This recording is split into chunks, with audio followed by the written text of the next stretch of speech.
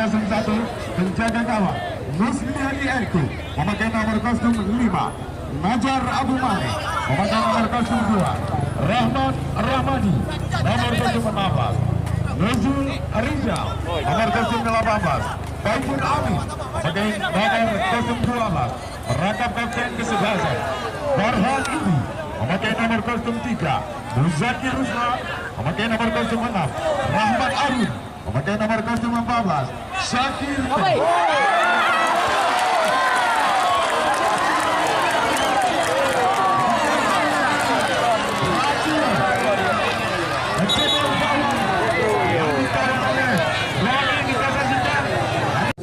Kita saksikan kembali Zayan FC langsung lambung saja ke area penalti lawan. Lagi-lagi serangan udara yang dilepaskan, kita saksikan Petrodolar yang akan menjadi juara.